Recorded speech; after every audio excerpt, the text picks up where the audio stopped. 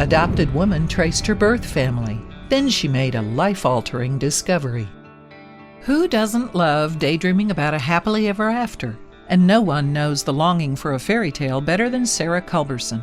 Adopted as a baby, she grew up with a lot of questions. Were her biological parents successful, rich, happy? Well, her search led her down a path that astonished her and the world. Sarah Culberson had been adopted into a new family when she was just 1 year old. Obviously, she had no memory of her birth parents or what they were like.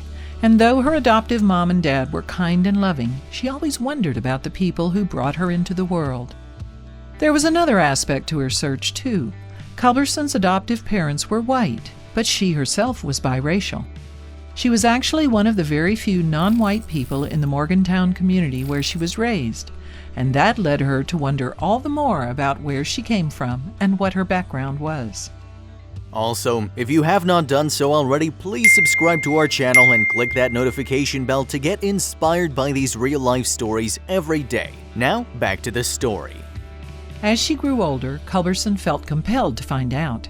She had a lot of questions, and the only way she could answer them was by tracing her roots. Her adoptive parents couldn't tell her much, as the adoption had been a closed one, but they were very supportive. So they also didn't know the stunning secret of Culberson's heritage. There was nothing in Culberson's past to indicate what kind of revelations awaited her, but she often struggled growing up as a biracial kid in a white family.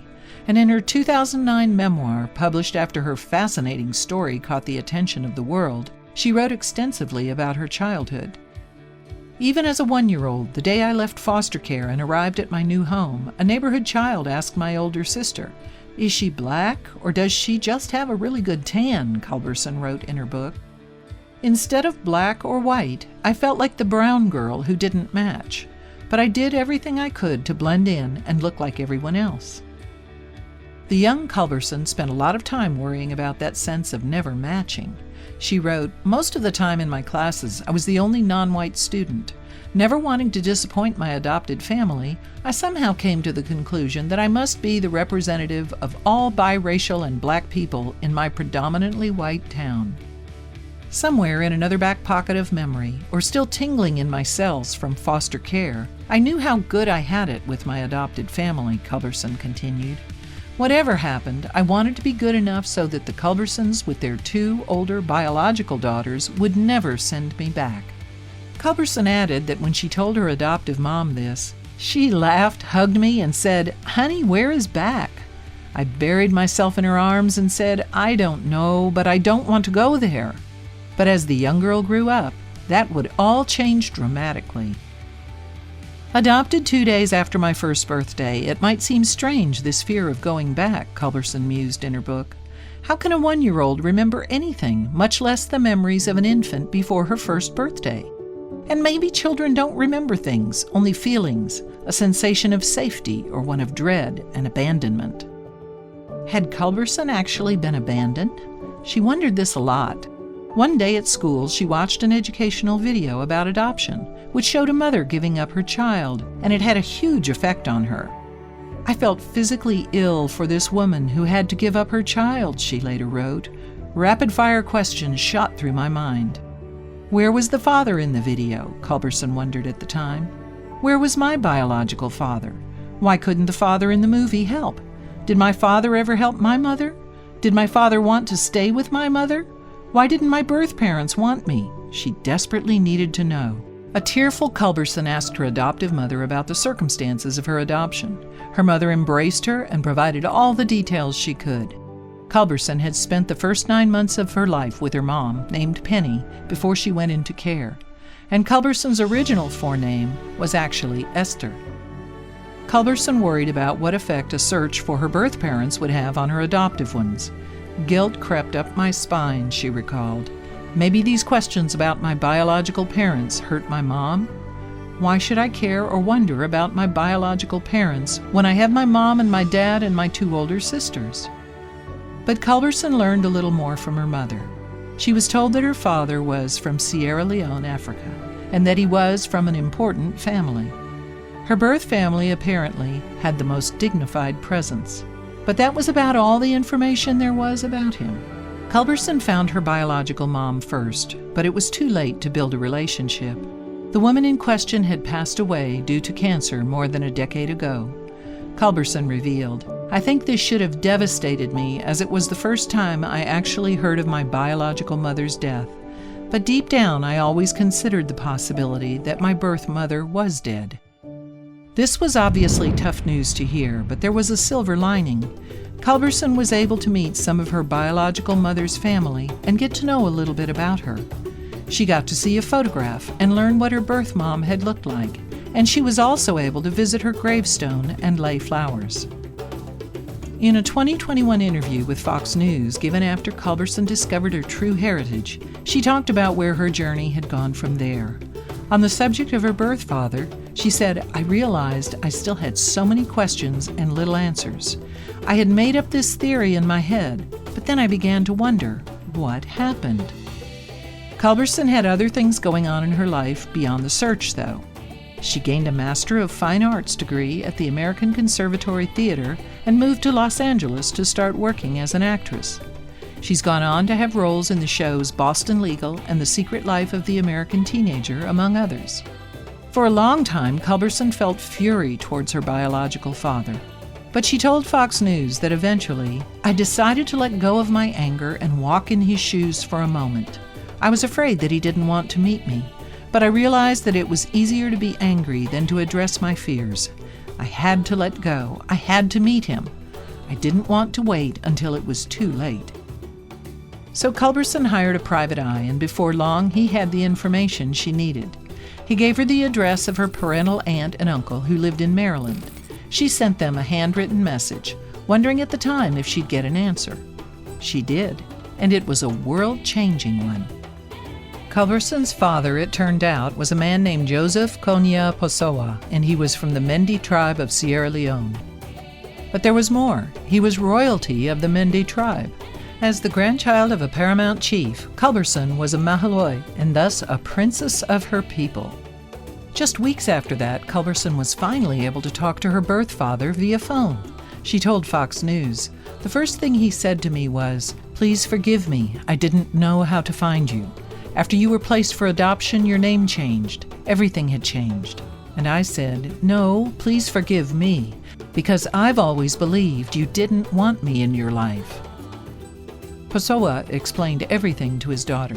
He told her that after she was born, he and her mother decided they simply weren't able to care for her, so they gave her up for adoption in the hope she would have a better life. Culberson reassured her father that she had a wonderful childhood with her adoptive family. Not long after that phone call, Culberson was able to meet her father and her people face-to-face for the first time. In 2004, she traveled to Bumpé, Sierra Leone. This was a thrilling and highly emotional experience for her. It felt like coming home, she told Fox News. "I remember traveling through bumpy roads and then arriving in this village with hundreds of people singing and dancing," Culberson continued. "We're preparing for Sarah," they chanted. "My father gave me a green dress and he wore a matching shirt. All the women who came forward were wearing the same green dress." The matching clothes were a tradition in the village, a sign of honor and community for an arriving guest, and the women had crossed the border to Guinea in order to get material to make them. "I was just pinching myself. It was overwhelming," Culberson recalled. "But it was like a dream, and I didn't want to wake up from it." Despite everything, though, there was still a melancholy side to Culberson's time in Bumpé. At the same time that she'd been growing up in America, a terrible civil war had ravaged Sierra Leone, and the ramifications were still clear for all to see. Buildings, including schools, had been ruined. It was overwhelming, Culberson told NBC News in 2020. The reality wasn't just, "I'm coming to meet my family and everything's perfect." It was a reality check. This is what people have been living through. This is my family. How is this princess going to be part of this community and make a difference in the country? "I could feel in the air that people were nervous and trying to protect themselves," Culberson continued. "Even though there had been peace for 2 years, people were still on guard. She still carried a crushing sense of responsibility even when she returned to the U.S. People from the village would call her up at night and ask for assistance." So Culberson decided she'd help.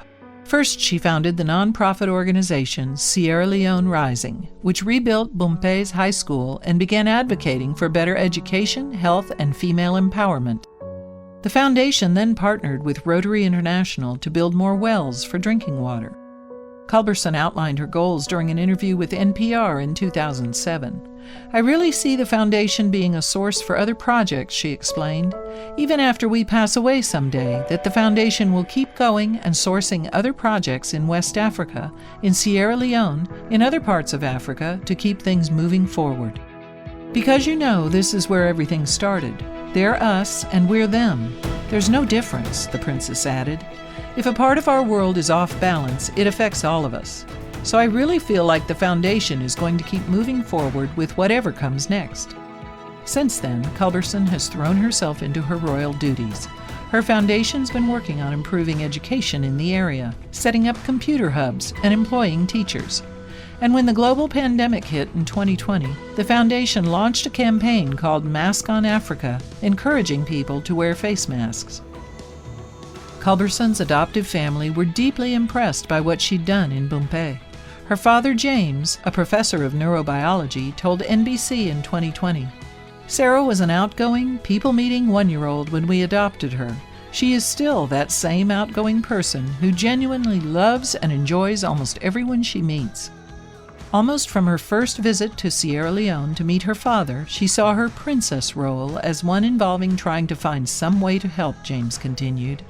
She certainly recognized her close connection to a family and chiefdom and country. Her work to improve life there has demonstrated tremendous personal growth in many areas. Culberson herself told NBC, "I was like, okay, let's do this. I'm willing to do the work, whatever it takes. This nonprofit has brought all of us together in such a wonderful way. My birth father and I have done a lot of work together with the foundation, along with my brother." Yep, Culberson also got to meet her biological brother, Hindo Pessoa.